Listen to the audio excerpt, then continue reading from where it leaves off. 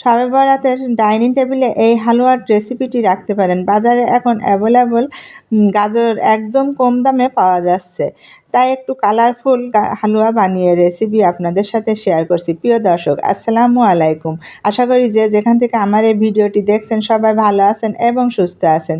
দেখতেই পারছেন 5-6টি গাজর নিয়েছি। খুব ভালো করে ধুয়ে ছুলে নিয়েছি। এখন গ্রেট করে নিব এইভাবে। ঠিক এইভাবে আমি সব গাজরগুলো গ্রেট করে নিয়েছি। এখন আমি চুলায় 250 গ্রাম দুধ জ্বালিয়ে নিব। মিডিয়াম টু লো হিটের মাঝামাঝি কিছুক্ষণ জ্বালিয়ে ভালোভাবে বলক উঠে গেলে নামিয়ে রাখব। দুধটা নামিয়ে রেখে পরিমাণ মতো ঘি দিয়ে দিলাম।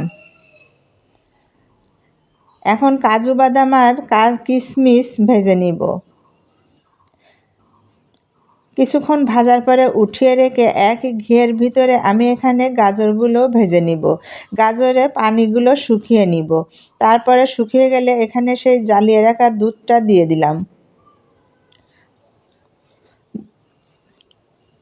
সামান্য পরিমাণ লবণ দিয়ে গাজরগুলো সিদ্ধ করে নিব দুধে। ভালোভাবে সিদ্ধ হয়ে গেলে এখানে আমি হাফ কাপ চিনি দিয়ে দিব। চিনিটা আমি একটু কম দিয়েছি, আপনাদের পছন্দ মতো দিয়ে দিবেন। চিনিটা মেল্ট হওয়া পর্যন্ত উল্টে পাল্টে নেড়ে ছেড়ে নিলাম। এরপরে 1/4 কাপ গুঁড়া দুধ দিয়ে দিলাম। দুধটা দেওয়ার পরে খুব ভালোভাবে মিশিয়ে নিচ্ছি।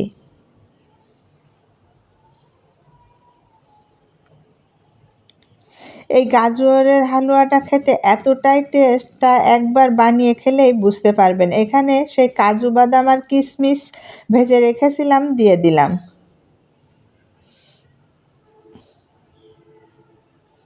একদম অল্প সময়ের ভিতরে খুব কালারফুল একটি হালুয়া আপনাদের সাথে শেয়ার করতে পেরে আমার কাছে খুবই ভালো লাগছে। আশা করি আপনাদের এই রেসিপিটি ভালো লাগবে। এখানে শুকনা নারকেলের গুঁড়া দিয়ে দিলাম। তাতে একটু নারকেল দিলে খাওয়ার সময় মুখে লাগলে খুবই ভালো লাগে। এই একটু নারকেল দেওয়ার কারণে খাওয়ার সময় মুখে পড়লে এতটাই টেস্ট লাগবে, তা একবার বানিয়ে খেলেই আপনারা বুঝতে পারবেন কতটা টেস্টিফুল এই হালুয়াটি। আরও 1/4 কাপ দুধ দিয়ে দিলাম। দুধটা দেওয়ার পরে মিনিট 2 আরও ভালোভাবে মিশিয়ে নিয়ে নাড়তে চাড়তে থাকবো। নাড়াচাড়া হয়ে গেলে এখন আমি পরিবেশন করে নিব। দেখতেই পেলেন গাজরের হালুয়াটা কতটা দ্রুতভাবে আমি আপনাদের সাথে শেয়ার করলাম। আশা করি এই রেসিপিটি খুবই ভালো লেগেছে। পরিবেশন করে নিলাম নারকেলের গুঁড়া দিয়ে এবং কিশমিশ আর কাজু বাদাম দিয়ে। আশা করি এই সহজ রেসিপিটি আপনাদের কাছে খুবই ভালো লেগেছে। কালারফুল একটি হালুয়া যে কেউ ছোট থেকে বড় পছন্দ করবে, আর খেতে তো খুবই মজার হয়। আশা করি ডাইনিং টেবিলে এই হালুয়ার দিকেই সবার চোখ থাকবে। অন্য কোনো রেসিপি নিয়ে আবারও আপনাদের সাথে শেয়ার করতে চলে আসব। সেই পর্যন্ত সবাই ভালো থাকবেন, সুস্থ থাকবেন, আমার পরিবারের জন্য দোয়া করবেন। ভিডিওটি ভালো লাগলে শেয়ার করে দিবেন। আল্লাহ হাফেজ।